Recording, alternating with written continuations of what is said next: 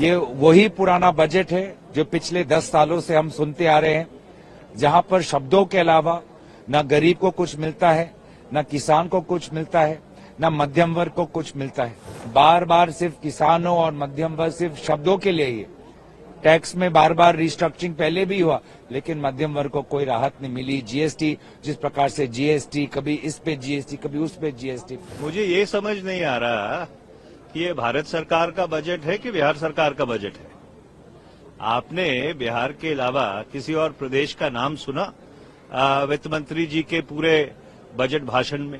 ये बड़ी दुर्भाग्यपूर्ण बात है कि जिन बैसाखियों पे सरकार चल रही है, उन बैसाखियों को स्थिर रखने के लिए उन्होंने बाकी मुल्क की जो विकास है उसको बिल्कुल दांव पे लगा दिया। और बिहार आज भी बहुत पिछड़ा है। अगर देश के प्रधानमंत्री और वित्त मंत्री ने महसूस किया है कि बिहार को देना है, तो किसी को क्यों आपत्ति होनी चाहिए? अरे यह बजट गरीब कल्याण का है, गरीबी मिटाने का है, किसान कल्याण का है, मध्यम वर्ग को मदद पहुंचाने वाला है और स्वास्थ्य के क्षेत्र में, शिक्षा के क्षेत्र में भी बहुत सारी योजनाओं की मंजूरी दी गई है।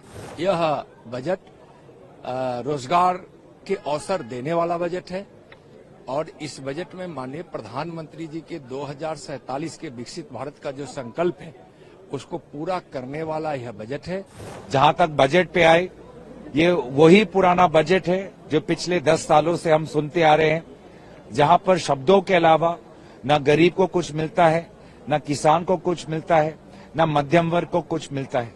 विभिन्न टैक्स के जो प्रपोजल्स आते हैं, नतीजे आते हैं, वो सिर्फ बड़े बड़े कंपनियों के मालिकों को फायदा दिलाता है और आज भी यही है।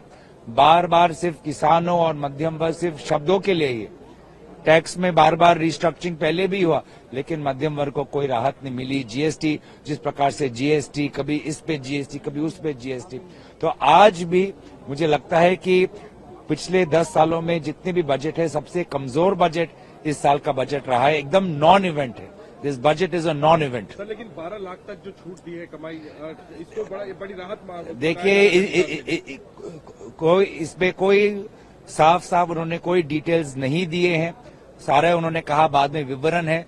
सरकार का ये एक पुराना खेल है कि वो दिखाते एक है और जब आप बारीकी में जाते हैं तो देखते हैं कि इसमें कोई फायदा नहीं हुआ है। तो ये एक वही परंपरा है, एक ढोंग है, एक जुमला है। जब आप बारीकी में जाएंगे, जो हमारी प्रेस कॉन्फ्रेंस आज शाम को 5 बजे होगी, उसमें सारा कुछ स्पष्ट हो जाएगा। मुझे ये समझ नहीं आ रहा कि ये भारत सरकार का बजट है कि बिहार सरकार का बजट है। आपने बिहार के अलावा किसी और प्रदेश का नाम सुना वित्त मंत्री जी के पूरे बजट भाषण में?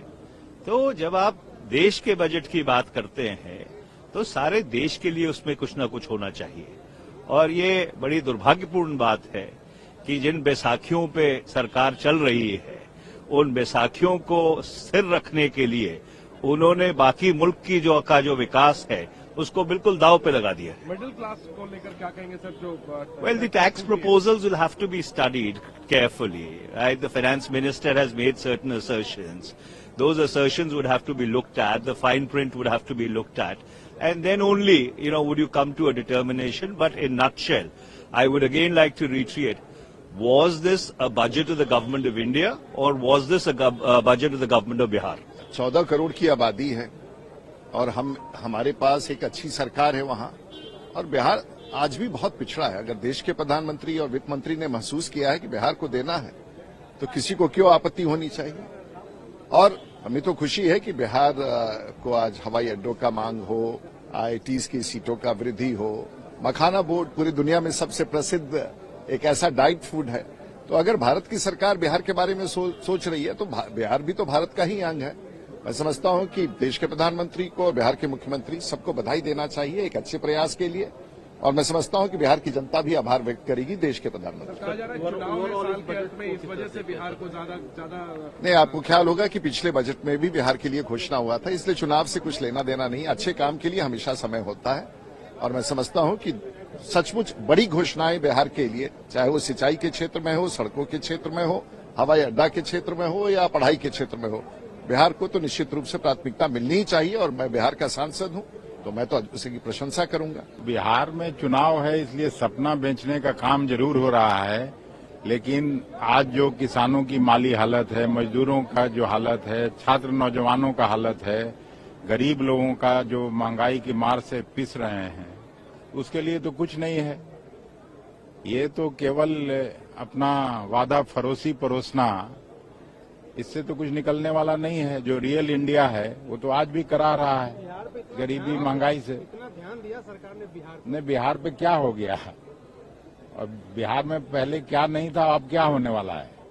मखाना। चलिए आप कह रहे सर तो मखाना बोर्ड बनने से क्या हो जाएगा बिहार को, तो बता दीजिए। नहीं, हम लोग दुखी हैं, हम लोग गुस्से में हैं कि हमेशा बिहार के लोग मोदी सरकार को पिछले 3 चुनाव से जिता के यहाँ भेजते हैं, यहाँ सरकार बनवाने का काम करते हैं, और बिहार को हमेशा ठगने का काम हो रहा है। सर लेकिन बिहार के लिए इतने ऐलान हुए कि आपके ही सांसद मनीष तिवारी पूछ रहे हैं कि भारत सरकार का बजट है या बिहार सरकार का बजट है। नहीं, मनीष तिवारी जी को गलतफहमी होगी।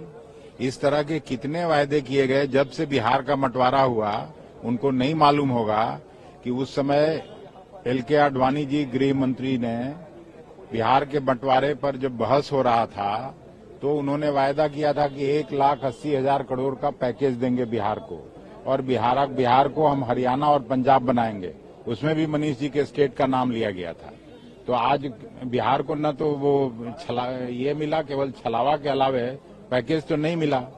यही प्रधानमंत्री जी जाके 1,25,000 करोड़ का पैकेज का घोषणा किए थे, वो भी छलावा साबित हुआ।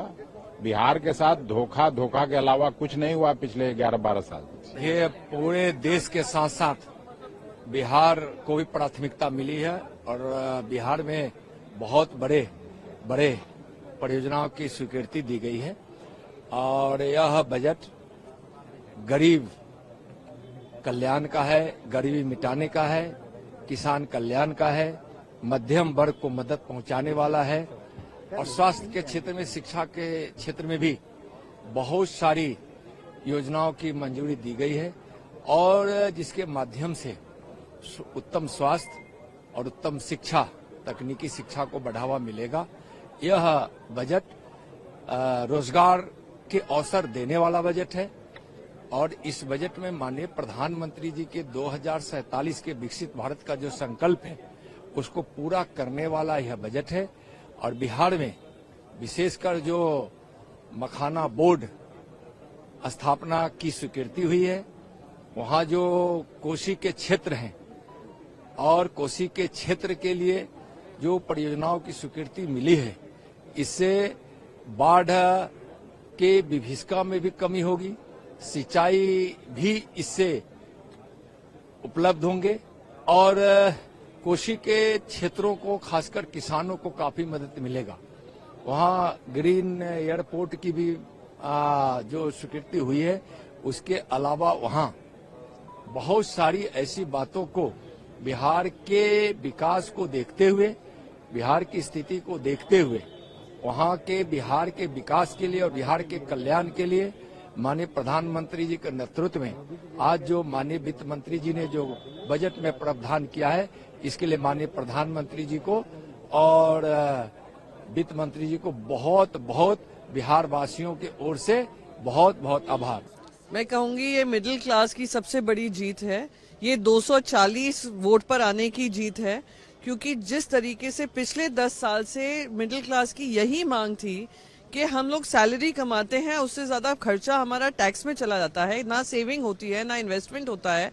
आज फाइनली उनकी सुनवाई हुई है, तो मैं उसका स्वागत करती हूँ। पहली बात ये, बिहार सोच रहा होगा कि काश हर साल चुनाव हो बिहार में, जैसे हमारी जो केंद्र सरकार है उनके बारे में कोई योजनाएं बता सकें।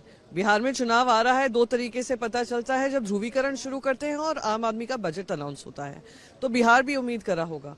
बाकी सारा विस्तार से, महिलाएं हों, हमारे किसान हों, युवाओं के लिए रोजगार के माध्यम हो, हम उन सबको पहले देखूंगी, पर उम्मीद करती हूँ उन सबको ध्यान में रखकर, जैसे मैंने आज सवेरे भी कहा था, उनका 8th record term consecutive budget है, वो रिकॉर्ड पार करते हुए वो जनता 1.4 बिलियन नेशन का जो जनता है वो उनको तरफ देख रही थी कि उनको राहत की सांस मिले।